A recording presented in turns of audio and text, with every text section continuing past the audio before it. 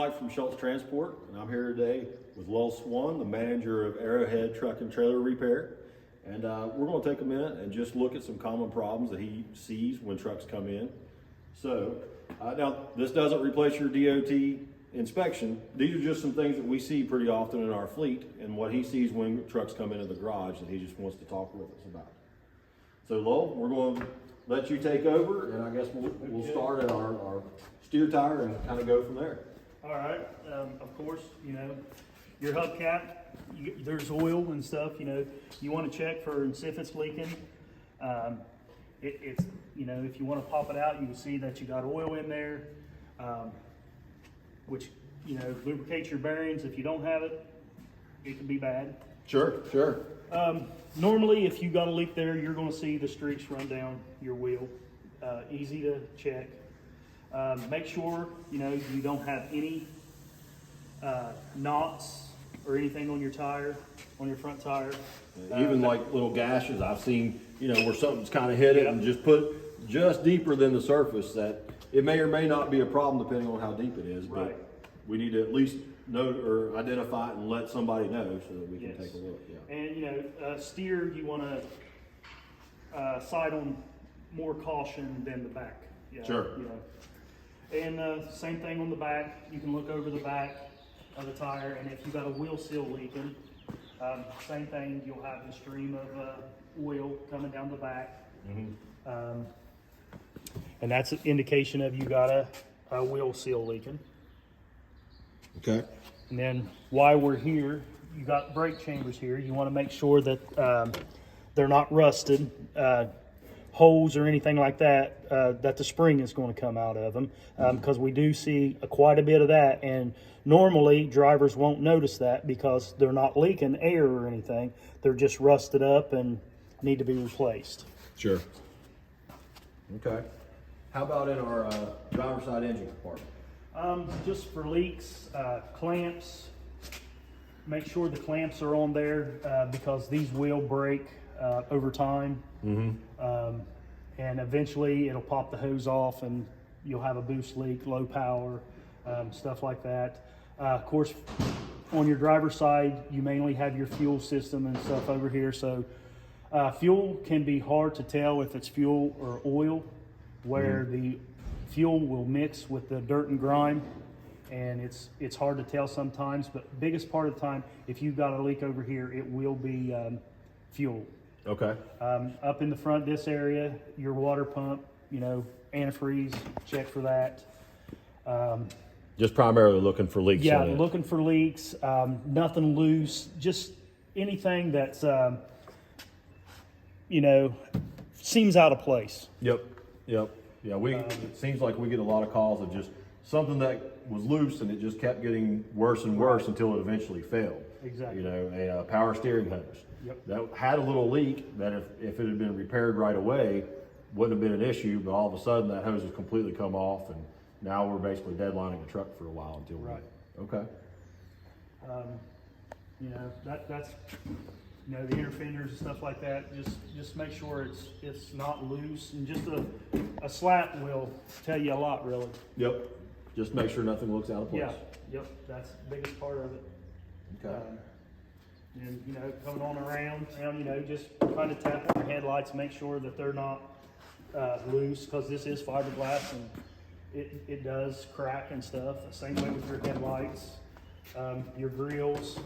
Yeah. Just make sure everything's tight, and it's just an easy, you know, you don't have to sit here and pull on it, hit on it or anything. Just kind of just give it a shake or something. I've seen guys whose mirrors have come completely off. Oh, they will. And I think most of the time they probably started off loose and nobody noticed it. Yeah. And then eventually they came completely off. Whereas if we caught it early, we could have tightened it up or something like that, and it wouldn't have been any issue at all. Yeah, if you catch them early, you know, we can tighten them up, or we can put a small washer plate or something on the back side of them and get them tightened up. But if you let them go till they fall off, then you're going to have to do fiberglass work and stuff like that to fix the hood. Yep.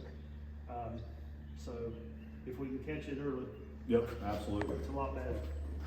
And you were talking about the radar? Yeah, the radar, we've seen the bumpers get hit, you run over something, and it pushes the bumper up over your on guard system. This is the brains of the on-guard system. If that gets hit, and it doesn't take much to bust that. It doesn't even have to actually bust the cover or anything like that. If it just takes a jolt, because there's actually levels and stuff in there that will get out of calibration and they're done. Yep. So it's a tough place that they put that there, but that's where it's got to be. So Yep. yeah, just want to make sure that bumper's not pushed up or anything on the over it. While I'm down here, I'll just go ahead and give a quick tap to make sure we've lost a couple of those. And I can't not look under a truck by just to make sure we don't have any leaks or anything like that. Yeah, and then come on around the same thing, you know, just hit stuff, make sure it's tight. Okay. And then we're back to another wheel, same thing. Check your hubcap. You can pull the cap off and see if it's full of oil. Same thing on the back.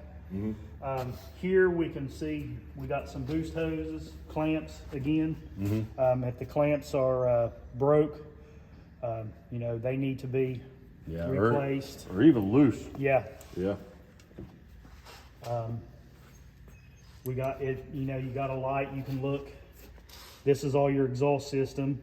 If you got black soot or anywhere, you know you got an exhaust leak. Just you can let us know. It's all through there. There's your manifold. We don't see a whole lot of that, but it can happen, so it is something to look for. Your shock, it can be rusted. The casing can be rusted, but you can see this has got a little rust on it, and you'll find that they'll be a lot worse than this. But as long as there's no oil leaking out of them, the shock will be fine. Okay. But if you see them wet with moisture and stuff, then they need replaced. That'll hurt your alignment, might make the truck pull. It could do different things to the truck. So, Right. you know, that's a thing that needs replaced. Yep. You also go have hood shocks. You know, check for them too. If you see them wet, oil coming out of them, then, you know, and your hood's hard to open, then that could be the cause of that. Yep. And then I know we'd already talked about just checking your belts, just kind of make sure that they're snug and not looking for fray or any wear marks or anything like that. Yeah, we've had several trucks with the belts, throwing the belts, and the tensioner is actually what causing the belt. It wasn't the belt just broke. The tensioner is bad, and you know we have to replace both of them. Yeah, and that just happens sometimes. Yeah, I had it it does. I had It's it happen to common. me 2-3 weeks ago. Yeah. I checked my belts before I started, and everything looked good. And then, you know, the tensioner went out, and I just lost my belt, and overheated, and had to pull off. Right. And we've had several of them we've been changing, and they make a new style for this particular truck. Yep. So hopefully we won't have the ones that we've replaced. We won't have that problem, but still need to check the belts and make sure they're okay. We've got some more cab shocks and some airbags here, and it's the same thing. If they can rust, and these I've seen these pieces be down here, but as long as they're not leaking any oil, they're fine. They're doing the job. Airbags the same way. You know, you can once you build the air up in your truck, you can hit them. Now on sleeper trucks, you're not going to be able to do that. They're not going to be that easy to get to. And then just kind of right here, this is your NOx sensors, your doser valve, and everything like that. And just kind of look at it and see, make sure it's all in place. It's not broken off and hanging there or anything like that. And you know, you should be good there. You got some exhaust clamps. Make sure you don't see any black soot or anything on them, or they're broke. Yep. Everything's kind of tied up and stuff like that. And we were talking about just any place that you can see any part of the truck, just go ahead and take a look. You don't necessarily need to know the name of every part back here, but just looking, like you said, for soot or pieces that are obviously not placed in the right, you know, broken wires, broken hoses, things like that. Just even looking around will help you get to know your truck and potentially find problems that might cause you issues later. Then we got the batteries. Some trucks has the catwalks on them, which most of you, I'm sure, just pull them off and you can set them aside. And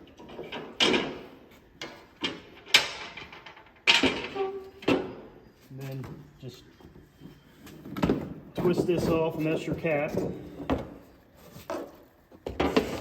Sets out, and then here we got the batteries, and just check for, you know, loose cables or anything like that. Now you're going to have some movement in between the cables, but you want to look where the nuts are on the batteries, and if they're loose from there, then you know, that could lead you a bunch of gremlin problems, as they call it, intermediate power and stuff like that. So Little things that kind of come and go. Sometimes it's working, sometimes not, and it drives drivers and mechanics crazy. Right. Yep. Right. And you know, that's pretty much all that's there. We try to keep these clean, and I'm sure your ends are going to see some purple stuff sprayed all over them, and that is a protectant and stuff like that, to keep the corrosion down and stuff like that. And another thing, if you do see a lot of corrosion and buildup on the cable where it bolts to the battery, then that probably means you got a bad connection. The corrosion is usually a good indication of that. Okay. And we were talking about smells, and a lot of times you might get a sulfur smell. Yeah, the sulfur smell is usually a shorted out battery. It's overcharging. You don't want to mess with it. Just let us know, because the batteries can blow up. And if you're standing over them, it can be dangerous. Not really a problem any other way, but you just don't want to be right up over them or something. So pretty much, if you're smelling sulfur, you need to call somebody and let them know that this is a legitimate problem that needs fixed right away. Yes. Okay. And then we're back to the other wheels. Same thing on your brake chambers. Make sure there's no holes, rusted holes in them or anything. Same thing with your wheel seals. You know, make sure you have no wheel seals leaking. A lot of our trucks have covers over the brakes. You can't see them, so there's not really anything you can check. Now this one is open, so you can, you know, feel your brake pad or shoe and your drum to see if it's wore out or whatever. And they have a wear indicator in them, and you can see the different steps in them to let you know that how much life you got in the shoe. And then we got, you know, the shocks again. If they're not leaking any oil, they'll be okay. Make sure there's no knots on your tires. And if you see a screw or something in your tire, if that tire is holding air, a lot of times it doesn't seem like it's a big deal. Yeah, right. Especially if it's like in your actual tread. There's a lot of distance between tread and air. Right. But that's pretty much, you know, same thing on all your tires. Make sure the cap's not separating and stuff like that, because, you know, that's a breakdown. Yep. So how about something like this, where this retread, you can see the rubber hanging over, but it doesn't seem like it's separating. No, that's just the where they just didn't cut that off. We could take a knife and just slice that right off, and it's no worry. That's just the type of retread that they done to it. Okay. So yeah. And again, back here, same thing, you know, brake chamber, wheel seal, brakes, shock, just, you know, a quick look over, you know, will go a long way to find that stuff. Sure. Okay. I know we kind of talked about what we're looking for. One of the things, every time I check a truck, whether I'm going to drive it or even if I'm just walking by a driver's truck, I always check this. First, we want a cotter pin, and we want this closed and with a cotter pin. if you don't have a cotter pin, you can let us know and we'll make sure and put one in. But I catch this a lot. I'll walk up to a truck sitting in the yard and the pintle hook is open. What happens is, if you're hooking to a trailer, it's very common for that apron to come through and just clip that pintle hook enough that it breaks it off. Well, now this whole part is dead. One, you can't tow a dolly, but also we're going to have to replace that whole part. And that's a big needless cost. So pintle hook always closed, cotter pin always with it. And of course, most of them, they get a little bit of slop in them, but that's not really going to hurt anything until they get to where you can tell they're not functioning properly. And at that point, you've got an issue. You need to let somebody know. These are pretty easy to replace, and we can take care of that right away. And the other one, and I know we were talking about common problems, but one as far as out in the field, what I'm seeing, and I know you guys have to fix this all the time, is you got your plate and you got your lights, and we get tons of those bent, lights broke, things like that. So what happens is people are backing too close up to their dolly, or they're leaving it too close and letting their air down. So what happens, you've got a dolly sitting here and the driver backs into it. Well, then that bends his plate, messes up the lights, and it happens all the time. What drivers have to do is stop before they get to that dolly. Give yourself some room. You can't see the dolly from the cab, so give yourself some room and just take a second, pick up the dolly and roll it onto your pintle hook. That's all it takes. That keeps from bending this. If you bend this, you don't have trailer lights or you don't have brake lights or anything like that. And it's going to have to come to the shop so that we can flatten this out and replace all these lights. And it's a pain for the mechanic and the driver. So just don't back all the way up to your dolly. That prevents all of that as an issue. And then, we get into the airbags. The airbags, you'll see there's a chunk out of this. This is just a pedestal. If that's broke up, it's no problem, as long as it's not leaking air. But that's caused from the same as these getting bent up, the dollies. So just a good reminder of that. And so this is okay to be cracked or broken off, Yes. right? Yes. And all you're really worried about is the back. Yep. And most of the time you're going to be able to hear that anyhow. Right. Okay. As long as it's not, way up in there that it's leaking air, it'll be fine. So I know in our fleet, even recently, we've had quite a few trucks go down because of airline issues. What can we help with things like that? What should we look for, and what do we need to make sure we do to keep that from happening? Well, just make sure they're not rubbing on anything. It's a good idea to make sure they're in the hangers where they go. Mm-hmm. Make sure you got good springs. And a lot of times you can adjust these springs. Mm-hmm. It's hard for us to adjust them when we put them on because we don't have the trailer hooked up. Right, you don't know what you're hooking to. Yeah, we don't know exactly where to put the springs and stuff. Mm-hmm. So that's a thing that once you get your trailer hooked up, that maybe you can adjust the springs to where that you need them so they're not rubbing anything or anything like that. But the biggest thing is don't let them rub anything. Yep. If they rub, they're going to wear a hole in them. Right. And that's usually the biggest thing that a driver can do to save the lines is don't let them rub, put them up where they go. Yep.